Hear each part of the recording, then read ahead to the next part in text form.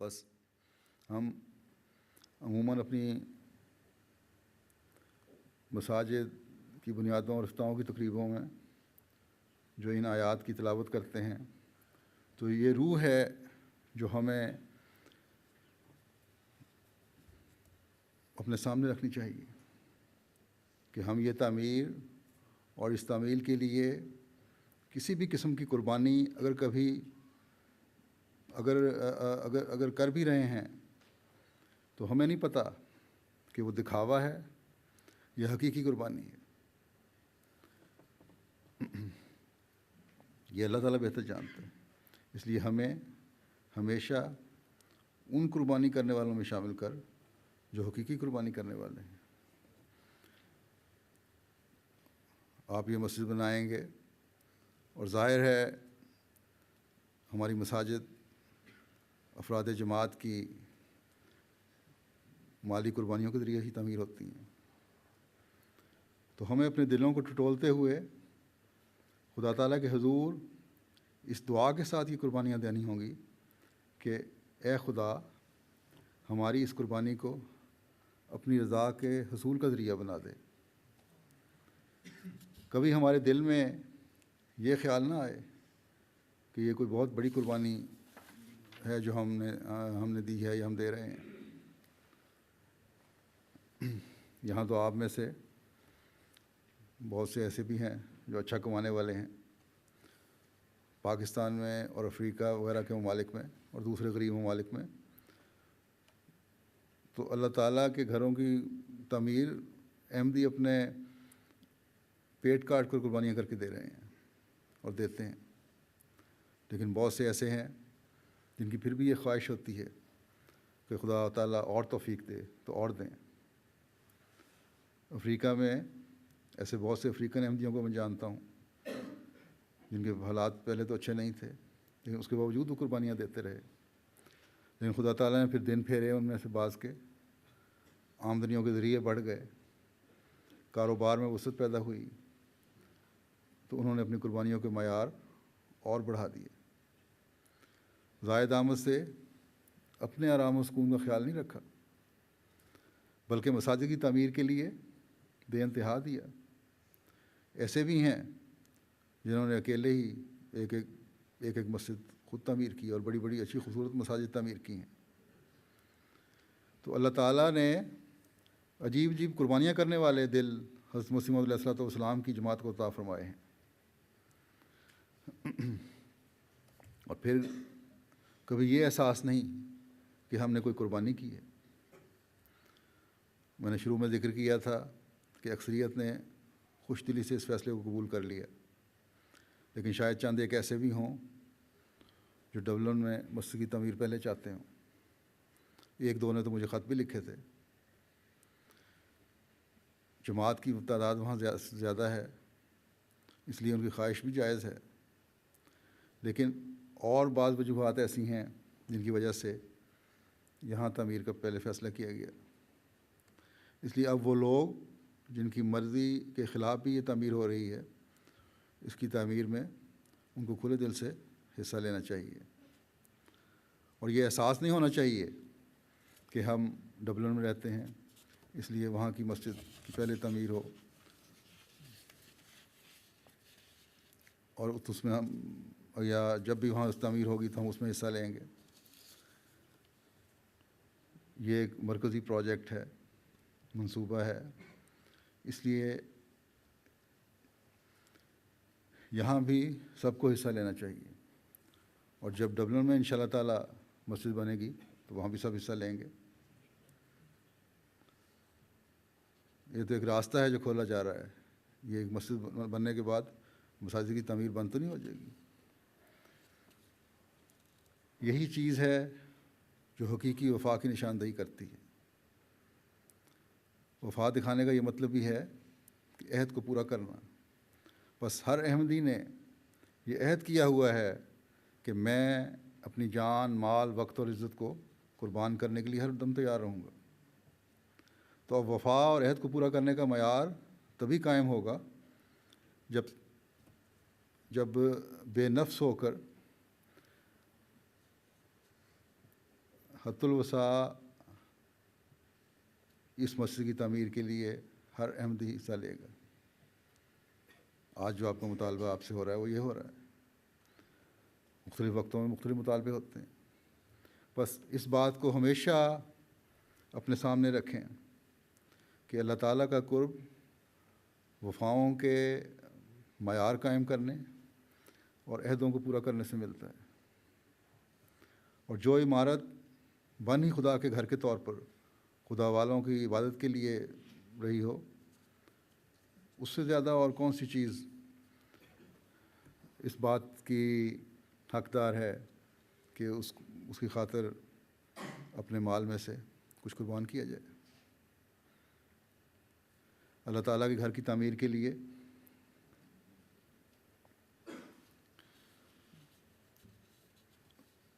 تو اللہ تعالیٰ کے ان برگزیدوں کے پاس جو کچھ تھا انہوں نے پیش کر دیا، اور خدا تعالیٰ نے ان کی اس قربانی کو قبول فرما کر ان کی نسل میں جہاں اللہ تعالیٰ کا اپنا سب سے پیارا نبی پیدا فرمایا، وہاں ان دونوں کے نام بھی تا قیامت اپنے اس پیارے کے ساتھ جوڑ دیے۔ بس یہ ایسی قربانی ہے جو اللہ تعالیٰ کے ہاں انتہائی مقبول ہوئی، اور آج ہمیں بھی حکم ہے کہ تم اس قربانی کی مثال کو اپنے سامنے رکھتے ہوئے خدا تعالیٰ کے گھر کی تعمیر کرو، اور ان کا رخ بھی اللہ تعالیٰ کے اس قدیم گھر کی طرف رکھو، تاکہ ہمیشہ تمہاری توجہ جہاں اللہ تعالیٰ کی عبادت کی طرف رہے، وہاں ان فرستادوں کی قربانیاں بھی یاد رہیں، ان کی وفاؤں کے نمونے سامنے رکھ کر ہمیں بھی اپنی وفاؤں کے پرکھنے کی طرف توجہ رہے، ہمیشہ ہماری دعائیں اللہ تعالیٰ کے حضور سنی جاتی رہیں۔ بس یہ روح ہے جو مسجدیں تعمیر کرنے والوں کو ہر وقت قائم رکھنی چاہیے، اور اس روح کو قائم رکھنے کے لیے اگلی آیت میں مزید کھول کر بتایا ہے، یہ دو آیات تھیں،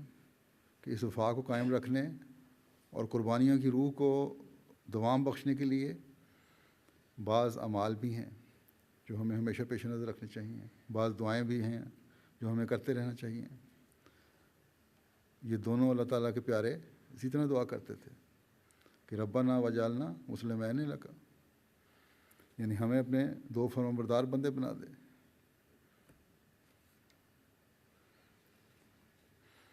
بس عبادت گاہ بنانے والوں کی پہلی شرط یہ ہے کہ وہ کامل فرمانبردار ہوں۔ یہاں پھر وفا کی طرف مضمون پھیرا گیا ہے کہ کامل وفا کے ساتھ ہی کامل وفاداری ہوتی ہے، کامل فرمانبرداری ہوتی ہے،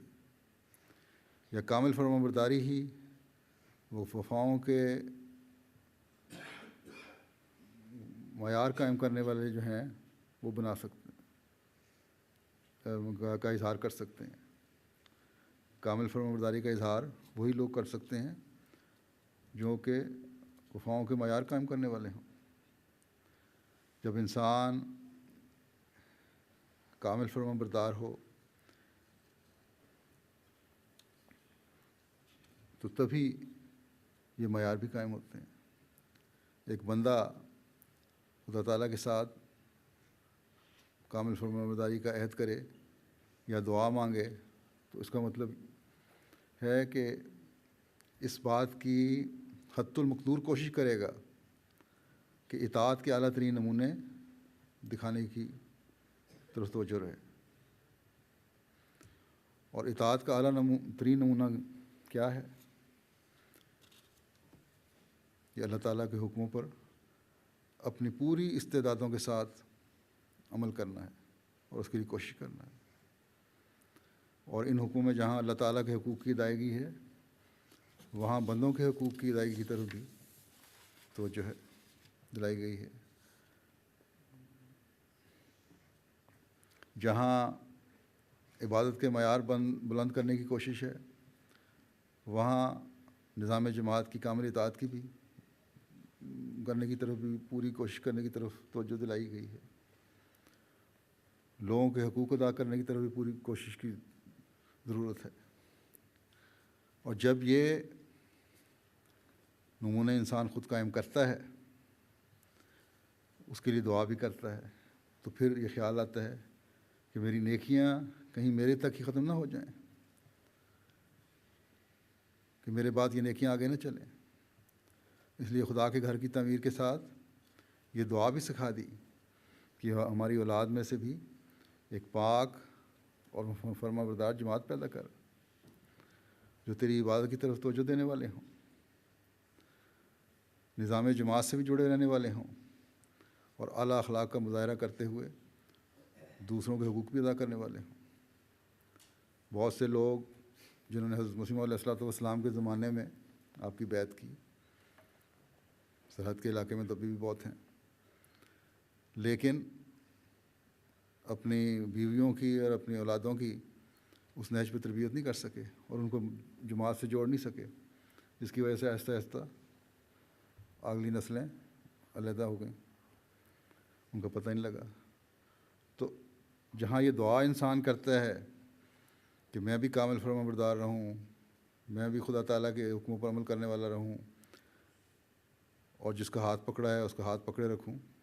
وہاں اپنی نسل کے لیے بھی دعا کرتا ہے اور اس کے لیے کوشش بھی کرتا ہے، تبھی کامیابیاں ملتی ہیں۔ بس یہ ایک ایسا سلسلہ دعا ہے جس کو ہمیشہ جاری رہنا چاہیے، اور اس دعا کے ساتھ خدا تعالیٰ کے گھر کی تعمیر کے مقصد کے حصول کی کوشش ہوتی ہے اور ہونی چاہیے، اور جو اگر حاصل ہو جائے تو انسان کی دنیا و آخرت سنور جاتی ہے۔ حضرت ابراہیم اور حضرت اسماعیل علیہ السلام کی دعا کو تو خدا تعالیٰ نے ایسا قبول فرمایا کہ جیسا کہ میں نے کہا، پہلے بھی کہا تھا، کہ وہ تمام دنیا کی مساجد کا محور بن گیا وہ جگہ، اور اس کو اللہ تعالیٰ نے بنانا تھا۔ اور ان دونوں کی ذریت سے وہ عظیم رسول صلی اللہ علیہ وسلم پیدا ہوئے، جنہوں نے فرما برداری اور اطاعت اور عبادت کے بھی نئے اور عظیم معیار قائم کر دیے، اور اللہ تعالیٰ نے ابراہیم علیہ السلام سے بڑھ کر حضرت صلی اللہ علیہ وسلم کی ذات میں دعاؤں اور عبادتوں کے معیار قائم کروا دیے، اور پھر ہمیں حکم دیا کہ لقد کان لکم فی رسول اللہ اسوۃ حسنہ، یقیناً تمہارے لیے اللہ تعالیٰ کے رسول میں اسوہ حسنہ ہے۔ اور اس اسوہ حسنہ میں ہم نے کیا دیکھا؟ آج کی مسجد کے حوالے سے بات کرتا ہوں۔